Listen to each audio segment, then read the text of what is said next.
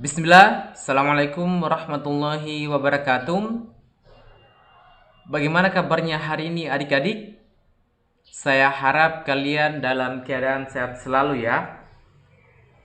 Nah, baik, pada kesempatan kali ini kembali kita akan melanjutkan pembelajarannya kita, yakni pada tema 1 pertumbuhan dan perkembangan makhluk hidup. Subtema 1 ciri-ciri makhluk hidup, pembelajaran yang kelima. Ya, namun sebelum kita memulai proses pembelajaran, sebagaimana biasanya kita membaca doa sebelum belajar. Ya, bismillah. Robbi zidni ilman warzuqni fahman waj'alni minas solihin. Amin. Ya, jika sudah, mari sama-sama kita ke materinya. Nah, adik-adik perhatikan gambar berikut ini.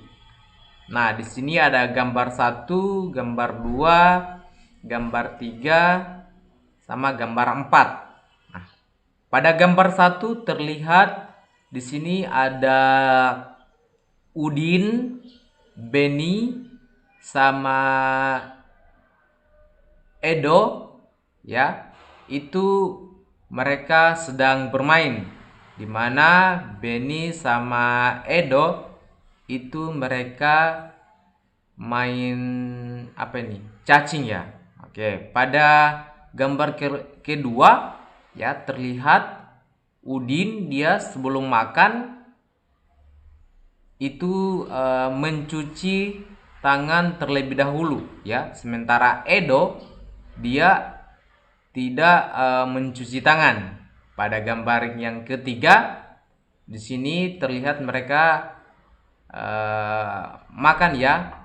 Mungkin pada gambar ini Edo itu tiba-tiba merasakan sakit perut ya, sehingga pada gambar 4 itu terlihat Edo sedang sakit ya. Nah, buatlah cerita berdasarkan gambar di samping ya, gambar yang tadi ini, gambar yang ini ya. Oke, di sini saya menyiapkan cerita versinya saya ya. Bisa juga adik-adik nanti buat cerita versi dari adik-adik sendiri, tetapi tetap harus di sesuai urutannya, mulai dari gambar 1, 2 sampai 4. Ya, baik. Nah, Udin ya, Beni dan Edo sedang bermain bersama. Mereka bermain pasir. Nah, setelah bermain mereka makan. Sebelum makan, Beni mencuci tangannya terlebih dahulu.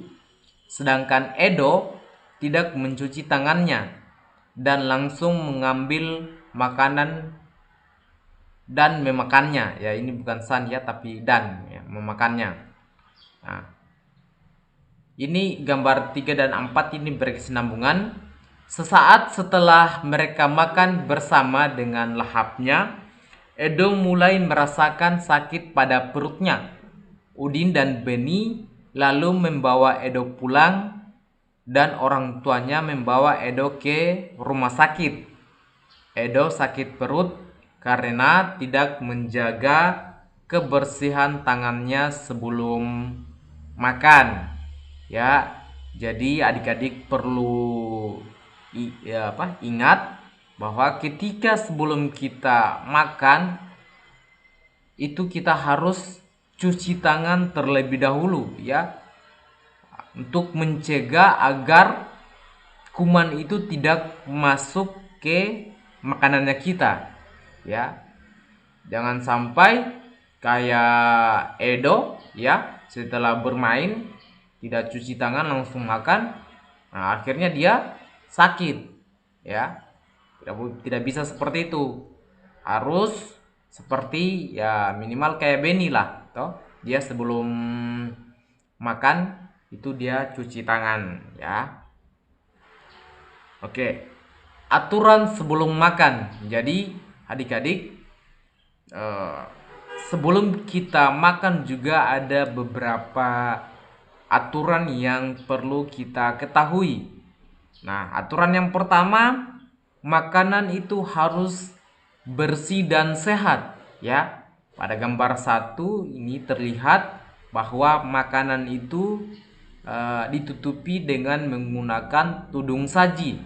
Ini tujuannya agar makanan yang nantinya kita konsumsi itu tetap bersih, ya. Jangan sampai ketika tidak ditutup, misalnya ada lalat hinggap di makanan kita, itu bisa-bisa perutnya juga kita ya terasa mules, karena lalat itu ya bisa jadi dia membawa kuman.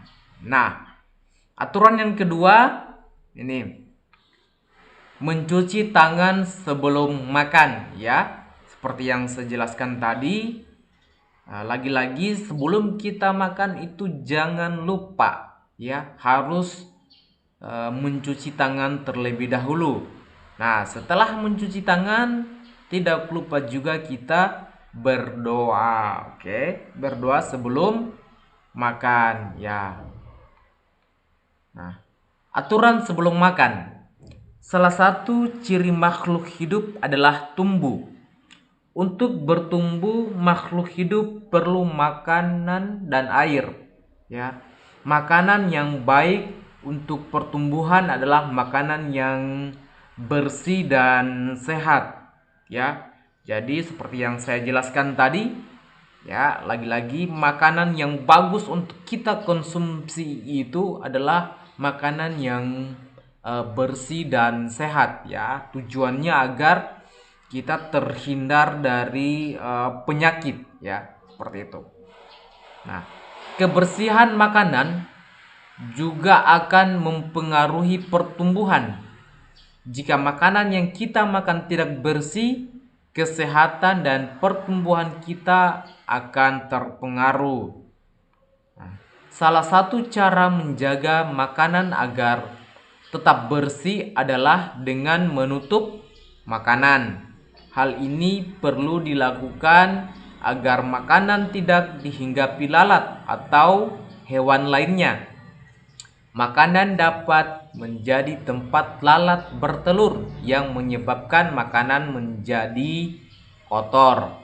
Nah, selain menjaga kebersihan, kita juga harus berdoa sebelum makan. Berdoa untuk berterima kasih atas karunia yang diberikannya. Ya, makan sesuai kebutuhan. Menjaga kebersihan makanan serta berdoa sebelum dan sesudah makan merupakan contoh sikap bersyukur. Ya, jadi yang perlu juga adik-adik ketahui itu sebelum kita makan itu apa? Ketika kita makan itu harus makan sesuai kebutuhannya kita, ya. Jangan juga makan secara berlebihan, yaitu karena tidak baik juga. Ya, makan secara berlebihan. Ya, bisa juga kita mengalami sakit perut kalau kita makan secara berlebihan. Nah, yang paling penting juga adalah menjaga kebersihan makanan itu, ya, agar makanan itu terhindar dari kuman. Nah, kemudian yang terakhir adalah kita berdoa, ya, sebagai bentuk rasa syukur kita kepada Allah Subhanahu wa taala. Oke, sikap bersyukur merupakan pengamalan sila pertama Pancasila, yaitu ketuhanan yang Maha Esa. Jika kita sudah makan sesuai kebutuhan, menjaga kebersihan, serta berdoa sebelum dan sesudah makan, berarti kita sudah melaksanakan sila pertama Pancasila, ya. Nah, berdoa juga menunjukkan sikap berterima kasih kepada Tuhan, karena selalu berdoa sebelum dan sesudah makan. Melakukan kegiatan juga merupakan contoh pengamalan sila pertama Pancasila. Nah, perhatikan gambar ini adik-adik, ya. Di sini ada gambar sapi, kemudian di sini terlihat sapi itu diperas, ya, peras susunya. Ini kemudian dari perasan susu sapi tadi itu diolah ya, diolah sehingga menghasilkan susu dalam bentuk kemasan, ya. Nah, susu sapi adalah salah satu contoh makanan yang sangat baik untuk kesehatan. Beberapa perusahaan memproduksi susu sapi dalam bentuk kemasan kotak sapi siap saji agar mudah dikonsumsi. Berikut ini adalah jumlah susu kemasan kotak yang dapat dihasilkan oleh beberapa perusahaan. Ya, di sini ada perusahaan A sampai perusahaan E, yang dimana ini mereka menghasilkan jumlah susu, ya, dalam bentuk kemasan per bulannya, ya. Oke, dimana perusahaan A itu adalah 1.200 kotak, perusahaan B 3.000 kotak, perusahaan C 4.800 kotak, perusahaan D 3.250 kotak, perusahaan E 2.200 kotak. Nah, berdasarkan gambar tersebut, selesaikan beberapa persoalan berikut ini. Nah, ini ada pertanyaan yang pertama. Manakah perusahaan yang menghasilkan susu kemasan kotak paling banyak dalam setiap bulannya? Nah, mana kira-kira adik-adik?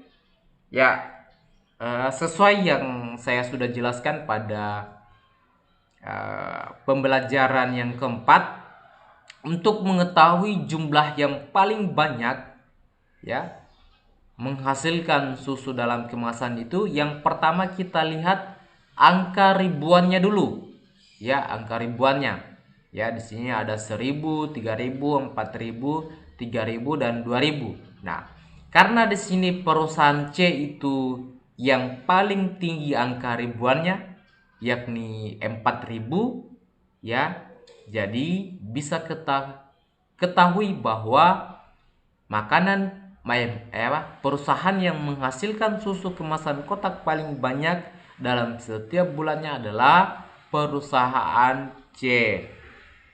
Nah, yang kedua, manakah perusahaan yang menghasilkan susu kemasan kotak paling sedikit dalam setiap bulannya? Ya, sama seperti yang tadi. Jika untuk mengetahui jumlah susu yang paling banyak itu kita lihat angka tertingginya.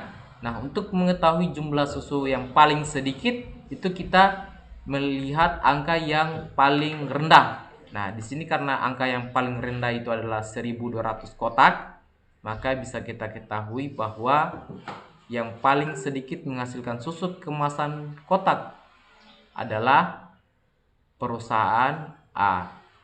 Oke, kita lanjut. Nah, di sini juga ada contoh soal, berapa jumlah susu kemasan kotak yang dihasilkan perusahaan A dan perusahaan D. Nah, untuk kita mengetahui ini, kita akan menjumlahkan, ya, kedua perusahaan ini, ya, perusahaan A dan perusahaan D. Nah, kita ketahui dulu di mana tadi perusahaan A menghasilkan 1.200 kotak, sementara perusahaan D menghasilkan 3.250 kotak. Nah, yang ditanyakan itu adalah jumlah susu kotak semuanya. Ya, jadi penyelesaiannya ini kita akan menyelesaikan dalam bentuk penjumlahan bersusun. Ya, pada kelas 2 saya pikir ini kalian sudah belajar, ya, cara menyelesaikan penjumlahan bersusun. Nah, kita tulis dulu apa tadi yang kita ketahui. Pertama, bahwa perusahaan A menghasilkan 1.200 kotak. Nah, perusahaan D itu 3.250 kotak, ya. Berarti kita tambah 3.250, ya. Oke, nah untuk menyelesaikan ini kita harus sejajarkan mulai dari angka satuannya, puluhannya, ratusannya, dan angka ribuannya. Nah, 0 tambah 0 berapa adik-adik? Ya, 0. 0 tambah 5, 5. 2 tambah 2, 4.